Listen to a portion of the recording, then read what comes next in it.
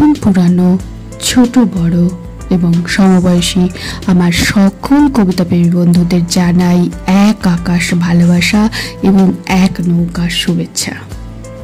আশা করি সকলের শরীর খুব ভালো আছে এবং সুস্থ আছে।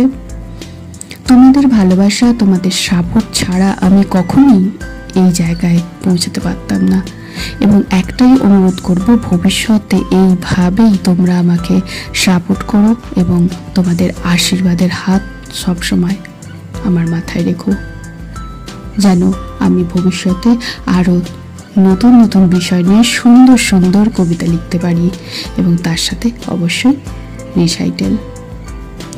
আজ আর কথা বলছি না, শুরু করে দিই তাহলে আজকের কবিতা। আজকের কবিতা হলো কবি শুভ দাশগুপ্তের লেখা সম্পূর্ণ নতুন এক বাংলা কবিতা, শঙ্খমালা। কবি, তোমার সঙ্গে আর হয়তো দেখা হবে না। হয়তো কেন, দেখা সত্যিই হবে না। অনেকদিন পরে যদি কোনো অলৌকিক উপায়ে তোমার হাতে পৌঁছে যায় এই চিঠি, তাহলে এ লেখা সার্থক। নইলে পড়ে থাকতে থাকতে আমারই মতো এই সামান্য চিঠিও একদিন ফুরিয়ে যাবে, হারিয়ে যাবে বরাবরের মতো। কবি, আমায় তোমার মনে আছে? আমি শঙ্খমালা, মেঘমালার ছোট বোন শঙ্খমালা। মেঘমালাকে ভুলিনি নিশ্চয়? সেই মেঘমালা যার ছিল ভুবন ভোলানো রূপ আর সমীহ জাগানো গুণ। সেই মেঘমালার ছোট বোন আমি, শঙ্খমালা। আমার ছিল না কিছুই, না রূপ না গুণ। মেঘমালা স্কুলের পরীক্ষায় ফার্স্ট হতো, শ্যামা বা চিত্রাঙ্গদা করাই যেত না। তার নাচ বাদ দিয়ে গানের জলসায় শেষ আকর্ষণও সেই মেঘমালা। মেঘের মতো চুল ছিল তার, দেবী প্রতিমার মতো মুখ, স্বর্গীয় হাসি। শঙ্খমালার এসব কিছুই ছিল না। কোনো মতে পাশ করে যেত সে স্কুলের পরীক্ষায়। জীবনের পরীক্ষায় শঙ্খমালা কোনো দিন পাশ করেনি, চাইলেও জোটেনি তার পাশের নম্বর। কবি, তুমি যখন আসতে আমাদের বাড়ি, হঠাৎই কেমন আলো জ্বলে উঠত বাবা মার চোখে। আমার স্কুল মাস্টার বাবা, যিনি আজীবন বই নিয়ে কাটিয়ে গেলেন সকাল সন্ধে, তার চোখে তুমি ছিলে হীরের টুকরো। তুমি আসতে, দোতলার দক্ষিণে মেঘমালার ঘরের দিকে হেঁটে যেতে উৎফুল্ল পায়ে। আমি তখন উত্তরের ছোট্ট ঘরে পড়া মুখস্থ করতাম। তোমার পায়ের শব্দ আমার ইতিহাস, ভূগোল, জ্যামিতিকে ছত্রভঙ্গ করে দিয়ে মিলিয়ে যেত মেঘমালার চৌকাঠে। তারপর স্তব্ধ সন্ধ্যা, আকাশের গায়ে তারার গয়না ঝিলমিল করত। দক্ষিণের চিলতে বাগানের পাতায় পাতায় জ্যোৎস্নার ভালোবাসা। আমার পড়া যেত উধাও হয়ে। সমস্ত মন, সমস্ত চেতনা, সমস্ত অস্তিত্ব তখন ঢুকে পড়তে চাইতো এক ছুট্টে মেঘমালার ঘরে, যেখান থেকে ভেসে আসতো টুকরো হাসি, টুকরো কথা, টুকরো গান। বারান্দার দেয়াল ঘড়ি আর আমার শিহরিত হৃৎপিণ্ড একই ছন্দে বাজত, টিক টিক। বাবার চোখে তুমি ছিলে হীরের টুকরো।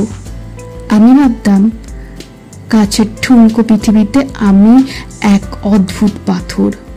মেঘমালার রূপ তোমার কবিতা দিত, মেঘমালার হাসিতে তুমি প্রেম খুঁজতে, মেঘমালার আশ্চর্য চোখ তোমায় গান দিত। কিন্তু মেঘমালা দিত না কিছুই। আমি জানি কবি, দিগ্বিজয়ী রূপ নিয়ে মেঘমালা শুধু প্রসন্ন হতো তোমার স্তব্ধে, স্বপ্ন দেখাতো রাজপুত্র আর রাজপ্রাসাদের।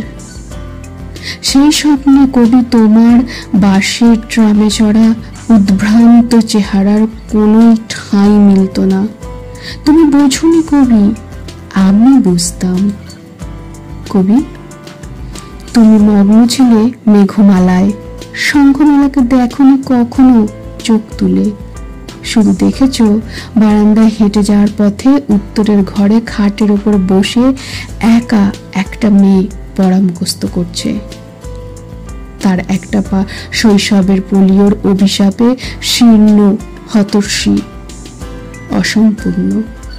একটা পঙ্গু মেয়ে জ্যামিতির উপপাদ্যের ফাঁকে ফাঁকে জীবনের রূপ, রস, গন্ধ, বর্ণের জন্য আকুল হয়ে থাকতো। তার দিকে তাকাওনি কখনো চোখ তুলে। মেঘমালার অযত্নে ফেলে দেয়া, উড়িয়ে দেয়া তোমার প্রতিটি কবিতা, প্রতিটি টুকরো কাগজ শঙ্খমালা রেখেছে তুলে আপন আশ্রয়ে, অন্তরে। সবার দৃষ্টি বাঁচিয়ে বারবার পড়েছে সেসব। রোমাঞ্চিত শিহরিত মনে ভেবেছে বারবার, এইসব শব্দ, এইসব বাক্য সব আমার, শুধু আমার। মেঘমালা চলে গেছে রাজপুত্রের হাত ধরে, আর কিছুদিন আগে থেকেই তুমি আর আসনি, একবারেই না। কবি, এখনো বসন্ত আসে পাতায় পাতায়, জ্যোৎস্নার আদরে ভাসে দক্ষিণের আগাছা ভরা বাগান। এখনো আদরে হাওয়া, শুধু শঙ্খমালার বসন্ত নেই, কল্পনাতেও নয়। জীবন হারিয়ে গেছে ভুল পথে, গোলক ধাঁধায়, অনাদরে, একা, একেবারে একা। টিউশনি করেই চালাচ্ছিলাম। গত বছর পুজোর পর থেকে দৃষ্টি এত ক্ষীণ হয়ে, মাথায় অসহ্য যন্ত্রণা, চোখে সারাদিন জল। ডাক্তারও নয়, বলেননি কিছুই। বিপন্ন, বিধ্বস্ত মায়ের চোখে চোখ রেখে বুঝেছি সঠিক। শঙ্খমালার ক্যালেন্ডারের পাতা শেষ হয়ে আসছে। সব শব্দ, সব ছবি দ্রুত আসছে ঝাপসা হয়ে। আরোগ্যের আশাহীন ব্যাধি আমাকে ভালোবেসে ফেলেছে। কবি, একবার তোমায় বড় দেখতে ইচ্ছে করে, খুব ইচ্ছে হয় জানো। উদাসী চোখ, অবিন্যস্ত চুল, অন্যমনস্ক হাসি, খুব দেখতে ইচ্ছে করে একবার। আমার ঘরে আসতে হবে না, হেঁটে যেও মেঘমালারই ঘরের দিকে, খুশি পায়। যেমন গিয়েছ বরাবর, আমি শুধু সেই যাওয়াটুকুই দেখতে চাই। তুমি যাচ্ছ, আর আমি বইয়ের ফাঁকে লুকিয়ে রাখা তোমারই কবিতা হাতে নিয়ে তোমার চলে যাওয়া দেখছি। হয় না এমন?